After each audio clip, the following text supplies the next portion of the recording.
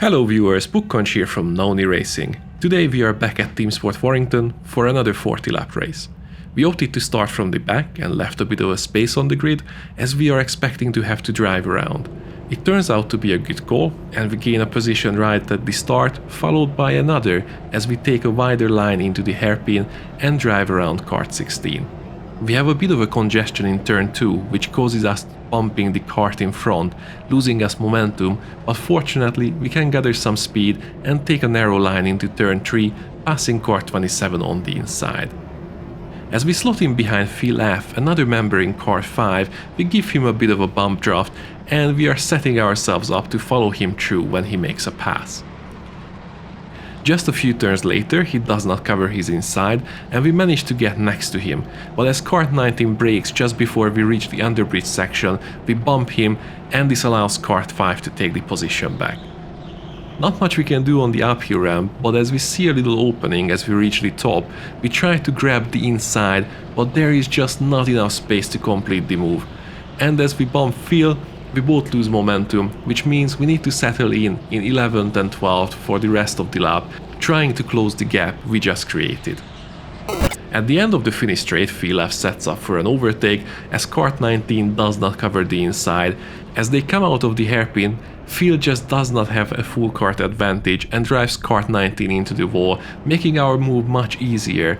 And as he is now forced to the defensive line, we can set up for a 2 hairpin switcheroo. We execute the combination well, and as we leave turn 3, we have the better position and superior speed, and Phil gives us the space to finish the pass. Unfortunately, the same cannot be said for kart 10, who leads us into the wall just seconds later, allowing Phil to take the position back. After this setback, we use the next few turns to catch up with kart 10 again, and we take an inside line before the bridge turn and complete a clean pass, still leaving some space on the inside. Now we have to reel in kart 5 again.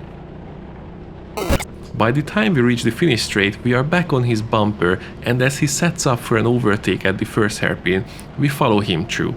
In the second hairpin, the kart in front of him makes a mistake, loses balance, slides slightly in front of Phil, and starts a domino effect.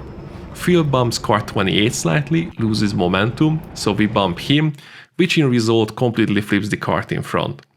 Kart 28 now faces the wrong direction, but fortunately we only lose a bit of time and we can continue to chase Phil. Before we manage to catch up with him again, I would like to ask you to hit the like button, subscribe, maybe even use that bell icon if you enjoyed this video. Any of those, or even just leaving a comment, would greatly help us to bring you more and better quality content. Now we catch up with Phil again, who is trying to find the move on kart 20. As he goes a bit wide on the turn before the downhill ramp, we take the opportunity to go next to him.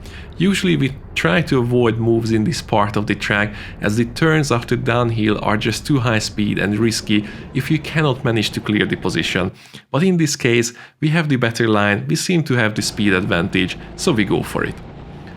While leaving enough space for him, we manage to complete the overtake, and as kart 20 does not go defensive, we take the inside and prepare ourselves for the counter-attack. Fortunately, as we come out of hairpin 1, we have more than a kart advantage and superior momentum, so we do not need to go defensive and we can continue to chase the next kart. Currently we are in position 6, which is conveniently shown in the left bottom corner of the video, but on the track at this point we have no idea where we are at, so the only thing we can focus on is the next kart. At the end of the lap we have some karts in sight again, but a nasty surprise waits us around the corner, literally. There is a flip kart on the apex and a slow on the outside. Lucky for us, we do notice it in time and we manage to navigate between them, gaining one position and having the kart we've been chasing still in sight. One lap and a short yellow flag section later, we get a better restart on green light and we rapidly close down the remaining gap. On the uphill ramp, kart 9 does not go defensive and we can use our superior momentum to grab the inside and gain another position. We cannot really call the next few laps clean, as in all of them we see yellow flags and flip karts, but finally we are catching up to another fast kart. Towards the end of lap 9 we are already close and hoping to make a move in the 3 hairpins, but kart 4 has a different idea. Before the finish straight, he takes some semi-defensive lines and overshoots the end of the turn, touching the wall just enough to give us the space and the speed advantage to overtake and clear the 3 hairpins without having to worry too much about a counterattack. Let's back up and stop here for a quick safety notice, as on this race I have seen multiple karts ending up in that wall. Always take a wide line into the turn combination unless someone is next to you. As on the downhill ramp we more or less max out the karts, it is very unlikely that someone will have the speed advantage to go next to us at this stage if they haven't done so far, and no one under the right mind will attempt an overtake in this combination if they are not side by side, as going in from the behind is just too risky. The end of the finish straight or the 3 hairpins are much safer overtake points. We should pace ourselves for those. Now let's go back to the race and chase down the next kart.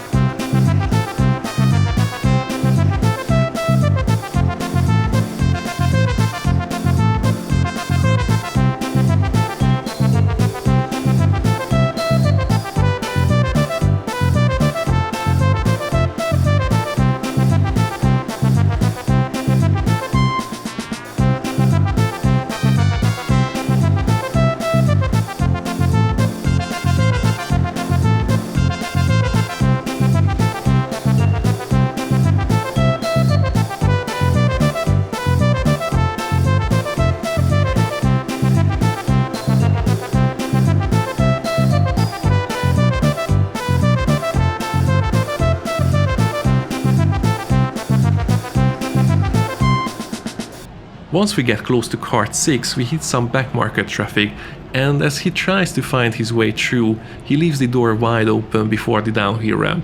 We use the opportunity to slot in and use the narrow line to go past.